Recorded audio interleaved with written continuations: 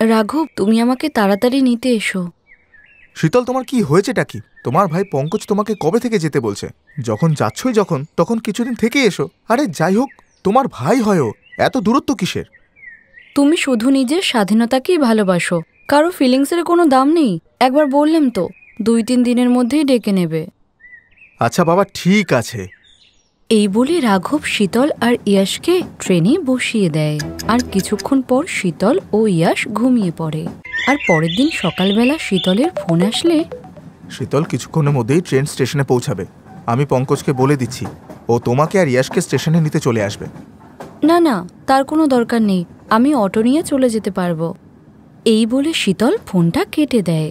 এখন তার মনের ভিতর অনেক প্রশ্ন উত্তর চলছে। সে বাপের বাড়ির পুরনো কথা মনে করছিল। বাবা পঙ্কজ, যা স্টেশনে যা, শীতলের স্টেশনে আসার সময় হয়ে গেছে। একা হাতে জিনিসপত্র আর ছেলেকে নিয়ে আসতে অসুবিধা হবে ওর। আরে মা, তুমি এত ভাবছো কেন?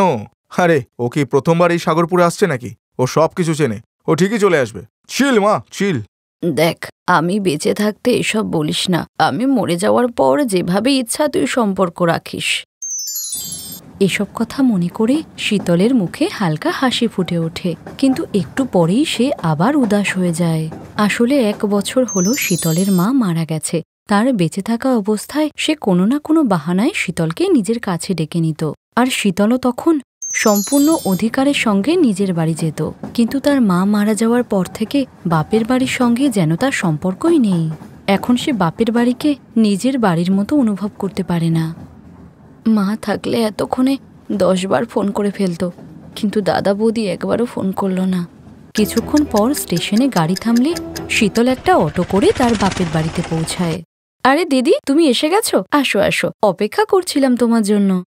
কিরে দিদি, কেমন আছিস? হ্যাঁ, আর এই যে আমার ভাগনা, কেমন আছো? এই নে নে নে, চকলেট খা। থ্যাংক ইউ মামা। দিদি, তুমি এই ব্যাগগুলোকে গেস্ট রুমে রেখে দাও, ওখানেই তোমার থাকার ব্যবস্থা হয়েছে। না বৌদি, আমি মায়ের ঘরেই ঘুমিয়ে পড়ব।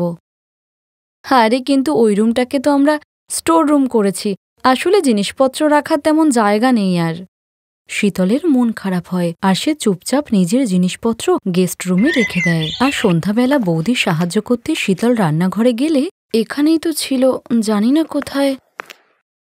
কি হয়েছে দিদি, কি খুঁজছো? বৌদি, মায়ের রাখা ওই স্টিলের ডিনার সেটটা পাচ্ছি না। আমি এলে যেটাতে মা খেতে দিত। ও, ওটা ওটা তো আমি ফেলে দিয়েছি। আসলে রান্নাঘরে এত বাড়তি জিনিস হয়ে গেছিল, তাই বেকার জিনিস সব ফেলে দিয়েছি। তুমি চিন্তা করো না, আমরা সব কাগজের থালাতে খেয়ে নেব, তাহলে ধোয়ার আর কোনো ঝামেলাই থাকবে না।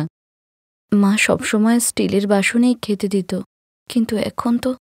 দিদি, কি এত ভাবছো? তুমি বসো, আমি খেতে দিচ্ছি। এরপর ডিনারের সময় শীতল দেখে যে তার বৌদি ডাল আর কুমড়োর তরকারি রান্না করেছে। আর তখনই শীতলের তার মায়ের কথা মনে পড়ে। আরে বা মা, আজকে তো বেশ পঞ্চব্যঞ্জন রান্না হয়েছে। মেয়ের তো প্রচুর আপ্যায়ন চলছে দেখছি। হ্যাঁ হ্যাঁ, তো একটা মাত্রই তো মেয়ে আমার, জানি না শ্বশুর বাড়িতে নিজের পছন্দ মতো খাবার খেতেও পায় কিনা। নে মা, খেয়ে নে। আর আমার নাতির পছন্দের চাউমিনও বানিয়েছি। দিদু, তুমি খুব ভালো। তুমি কি সুন্দর আমাদের খেয়াল রাখো। তুমি খুব ভালো। তখনই ইয়াশ তার মাকে বলল, মা, আমার না এই কুমড়ো তরকারি খেতে একদম ভালো লাগে না। দিদু আমাদের জন্য কি সুন্দর সুন্দর খাবার বানাতো। চুপ কর ইয়াশ, এমন বলতে নেই। যা বানিয়েছে সেটাই খেয়ে নে, চল খেয়ে নে তাড়াতাড়ি। মায়ের বাড়িতে এলেই শীতলের মায়ের কথা খুব মনে পড়ত। আর 3টে দিন কেটে যাওয়ার পর যখন সকালবেলাতে শীতল তার শ্বশুরবাড়ির উদ্দেশ্যে রওনা দেবে, তখনই পঙ্কজ একটা চাবি এনে শীতলের হাতে দিয়ে বলে, এটা কি? এনে দিদি, এটা হচ্ছে মায়ের ঘরে যে সিন্দুকটা ছিল তার চাবি। এনে, এই সিন্দুকটা তো মায়ের খুব প্রিয় ছিল, আর মা আমার থেকে বেশি তোকেই ভালোবাসত। এই জন্য আমি আর তোর বৌদি এটাই চাই যে এই সিন্দুকটা তুই খোল। তুই এর আসল অধিকারিনী। কিন্তু এমনটা কেন? কারণ দিদি, এগুলো তোমার। মা সবসময় বলতেন যে মায়ের মৃত্যুর পর এই সমস্ত জিনিস শীতলকে দিতে, কারণ তুমিই এগুলোর মূল্য বুঝবে, তাই তুমিই খোলো এটা। এরপর কাঁপতে কাঁপতেই শীতল সেই বাক্সটা খুলল, যে বাক্সের একদম উপরেই রাখা ছিল শীতলের বাবার খুব পছন্দের পাঞ্জাবি। হ্যাঁ গাছি, তুমি এটা তুলে রাখো। পঙ্কজের জন্মদিনে আমি এটাই পরব। তুমিও না, সত্যি সারা পৃথিবী এগিয়ে গেল। সবাই এখন প্যান্ট শার্ট পরে, আর তুমি পাঞ্জাবি পরবে। দুনিয়া যা পরে পড়তে দাও না, আমি তো এটাই পরব। কিন্তু পঙ্কজের জন্মদিন পালন করার আশা নিজের মনের মধ্যে রেখেই এক দুর্ঘটনার শিকার হয়ে সে সবকিছু ছেড়ে রেখেই চলে যায়, যেটা হয়তো তার মায়ের কাছে সঞ্চয় ছিল। আর সেই পাঞ্জাবির নিচে রাখা ছিল তার ভাইয়ের অন্নপ্রাশনের জামা, আর ছিল শীতলের ছোটবেলার খেলনার পুতুল, যেটা তার ভীষণ পছন্দের ছিল। মায়ের কাছে যে স্মৃতিগুলো বিশেষ ছিল তার সবকিছুই এই বাক্সের মধ্যে রাখা ছিল। আর এইসব দেখে শীতল কেঁদে ফেলে তার বৌদিকে বলল, বৌদি, এই বাক্সটা কি আমি? হ্যাঁ হ্যাঁ দিদি, তোমার থেকে বেশি কেউ এগুলোর মূল্য বুঝবে না, তাই তুমি নির্দ্বিধায় এগুলো নিয়ে যাও। দিদি, তুই না এভাবে আসতে থাকিস। তুই আসলে মনে হয় যেন মা এসেছে। আর এটা তোর নিজেরই বাড়ি, আর এই বাড়িতে তোর কোনোদিন অসম্মান হবে না। আমি তোর ভাই হয়ে তোকে কথা দিলাম। পঙ্কজের এই কথা শুনে শীতল তাকে জড়িয়ে ধরল। দুজনেরই চোখে জল ছিল। এরপর শীতল তার মায়ের ছবির দিকে তাকিয়ে বলল, চলে যাচ্ছি মা, কিন্তু তোমাকে ছাড়া বাপের বাড়ি যে কি সেটা আজকে বুঝে গেলাম। তোমাকে শুধু এখন চোখে দেখতে পাচ্ছি না, নয়তো তুমি তো সব সময় রয়েছো কাছে। তুমি সব সময় এই বাড়িতে আর আমাদের মনে থাকবে মা।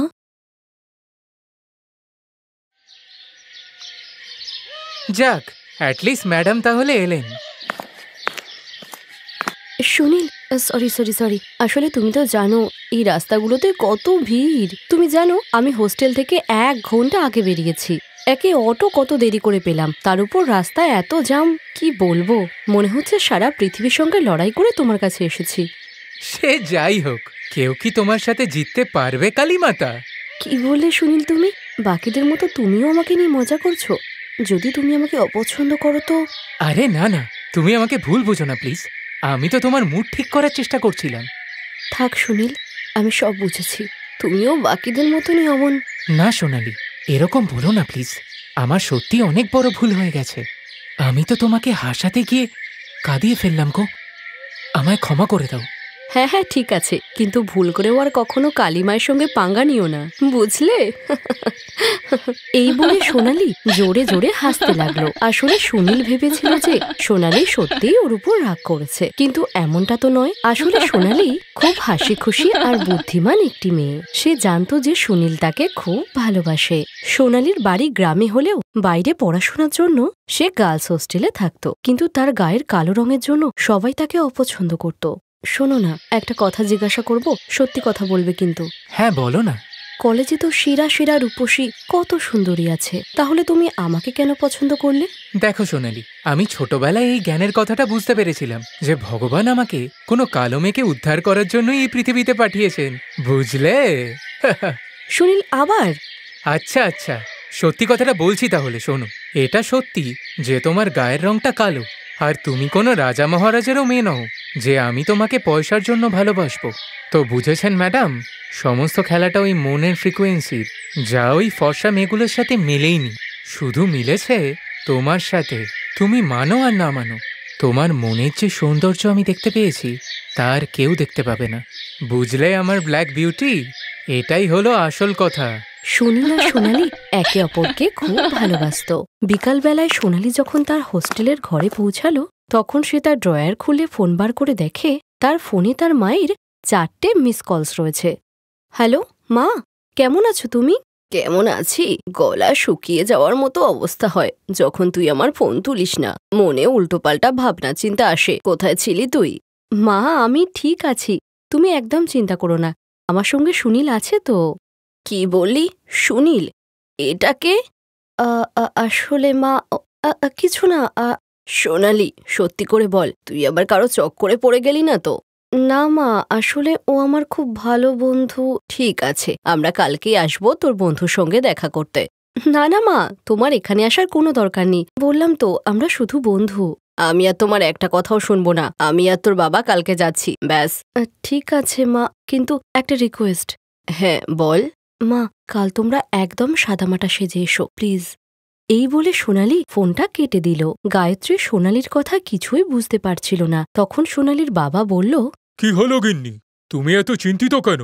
কি আর বলি তোমাকে, আমার মনে হয় শহরের কোনো ছেলে আছে যে সোনালীকে। কি? শুধু নামটা বলো, আমি এক্ষুনি ওকে মজা দেখাচ্ছি, এক্ষুনি। আরে প্রথমে পুরো কথাটা তো শোনো। আমার মনে হয় সোনালী ওই ছেলেটাকে পছন্দ করে। যখন আমি বললাম কালকে আমরা শহরে যাব, তো সোনালী বলল একদম সাদামাটা সেজে যেতে। এটা তো শুধু দুটোই মানে হতে পারে, হয় সোনালী ওর ওই বন্ধুকে আমাদের ব্যাপারে কিছুই বলেনি, আর নয়তো সোনালী আসলে কে সেটা ওর বন্ধুদের অথবা ওই ছেলেটাকে হয়তো বলতে চায় না, তাই আমরা কাল সাধারণ পোশাকেই যাব। ঠিক আছে গো, এমনটাই করব। গজরাজ সিংহ হলেন তার গ্রামের খুব বড় জমিদার। তার ধনসম্পত্তির কোনো অভাবই ছিল না। তারা বড় একটা বাংলোতে থাকত, আর সোনালী ছিল তাদের একমাত্র মেয়ে। পরের দিন সাদামাটা সাজে তারা দুজন সোনালীর কলেজে পৌঁছালো। দেখ, কালো পেতনির ভিখারি বাবা মা এসেছে। আর ঠিক তখনই সুনীল আর সোনালী সেখানে পৌঁছানোর পর সুনীল তাদেরকে প্রণাম করে। সুনীলের সংস্কার দেখে সোনালীর বাবা মা খুব খুশি হয়। তা বাবা সুনীল, তুমি আমার মেয়েকে খুশি রাখতে পারবে তো? হ্যাঁ হ্যাঁ, মানে আমি আপনাকে কথা দিচ্ছি, আমি ওকে রানী করে রাখব। আমি যে ওকে খুব ভালোবাসি, আর এমনিতেও আমার চাকরি হয়ে গেছে, শুধু লাস্ট সেমিস্টারটা দিয়েই জয়েন করব। সোনালীর বাবা মা দুজনেই সুনীলকে পছন্দ করে, আর এই সম্বন্ধে রাজি হওয়ার পর দুজনেই গ্রামে ফিরে যায়। আমরা ঠিকই বুঝেছিলাম সুনীল আমাদের ব্যাপারে কিছুই জানে না। সত্যি সোনালী নিজের জন্য হিরে খুঁজেছে। এমন ছেলে তো আমরাও খুঁজে পেতাম না। সত্যি বলছো তুমি? সত্যি ছেলেটা খাঁটি হিরে। গায়ত্রী আর গজরাজ সিংহ সোনালীর বুদ্ধিমত্তা আর পছন্দের জন্য খুব খুশি ছিল, কিন্তু সুনীলের মা কমলা এই সম্বন্ধে রাজি ছিল না। সুনীল, দেখ বাবা, আমার কথা শোন। কোথায় তুই হীরের মতো সুন্দর, আর কোথায় ওই কালো পেতনি? তুই তো এখন ভালো চাকরিও করিস, আর কোথায় ওইসব ভিখারি? আরে তোর জন্য তো আমি পরীর মতো মেয়ে নিয়ে আসবো, যে সুন্দরী হবে আবার ধনীও। মা, বাবার এই দুনিয়া থেকে চলে যাওয়ার পর আমরাও তো গরিবই ছিলাম। তারপর তুমি আমাকে পরিশ্রম করে লেখাপড়া করালে, আর এই সমাজে যোগ্য করে তুললে। আমি আর সোনালীও খুব পরিশ্রম করব। আর হ্যাঁ মা, আমি সোনালীর মন দেখে ওকে ভালোবেসেছি, ওর ব্যাংক ব্যালেন্স দেখে নয়। সুনীলের জেদের কারণে কমলা চুপ করে গেল, আর সোনালীর বাবা মা মিলে তাদের বিয়ে দিয়ে দেয়। আর নিজেদের নতুন জীবনে তারা দুজন খুব খুশিও ছিল। সুনীল অফিসে যেত, আর সোনালী সারা ঘর সামলাতো। কিন্তু তারপরেও সোনালীর গালো কায়ের রং আর দারিদ্রতার জন্য তার শাশুড়ি সবসময় তাকে কথা শোনাতো। এভাবেই কিছু মাস কাটার পর কমলা একদিন হঠাৎ করে সিঁড়ি থেকে পড়ে গিয়ে অজ্ঞান হয়ে যায়। আর সোনালী খুব তাড়াতাড়ি কমলাকে শহরের সবথেকে বড় হাসপাতালে নিয়ে যায়। আর সোনালীর ফোন পাওয়ার পর সুনীলও হাসপাতালে পৌঁছায়। থ্যাংক ইউ সো মাচ সোনালী, তুমি জানো না আজকে তুমি আমার কত বড় উপকার করলে। এ তুমি কি বলছো? উনি তো আমারও মা। কমলা হাসপাতালে যে রুমটায় ছিল সেটা হাসপাতালের সবচেয়ে দামি রুম। এটা দেখে সুনীল একটু ভয় পেয়েছিল ঠিকই, কিন্তু সে সোনালীকে কিছুই বলেনি। আর সে ঘর থেকে বাইরে বেরিয়ে নিজের বসকে ফোন করতে লাগলো, অ্যাডভান্স কিছু স্যালারি পাওয়ার আশায়। আর অন্যদিকে সোনালী তার মাকে ফোন করে বলে, ভগবানের অনেক ধন্যবাদ যে কমলা দিদি সুস্থ আছেন। আচ্ছা মা, যত তাড়াতাড়ি সম্ভব আমরা আসছি ওখানে। কিন্তু এটা বল, এবার আমরা কিভাবে যাব? যেমনটা তুমি ঠিক ভাবো মা, আমার মনে হয় এটাই সঠিক সময়। ঠিক 2 ঘন্টা পর হাসপাতালের সামনে একটা দামি গাড়ি এসে দাঁড়ায়। Welcome chairman sir. Thank you doctor Sharma. সব ঠিক আছে তো? Yes sir, all good. Doctor Sharma, এ আমার জামাই মিস্টার সুনীল। ও আচ্ছা, হ্যালো স্যার। হ্যাঁ হ্যাঁ, হ্যালো স্যার। আরে জামাই, আজকে কি প্রণাম করবে না? আর তুমি কোনো চিন্তা করো না, এই হাসপাতালটা আমাদেরই, আর এখানকার লোকও। তুমি কোনো চিন্তা করো না, বেয়ানের কিচ্ছু হবে না। I am a royal black beauty, do you get it? Sunil সব কথা বুঝতে পেরেছিল। সুনীল একটু অবাক হয়েছিল ঠিকই, কিন্তু অন্যদিকে সে নিজের উপরে গর্ববোধ করছিল, কারণ সোনালীর চোখে সে সত্যিকারের ভালোবাসা প্রমাণ করতে পেরেছে। আর সোনালীর মতো ভালো মনের মেয়েকে সে তার জীবনসঙ্গী হিসাবে পেয়েছে। Thanks for watching.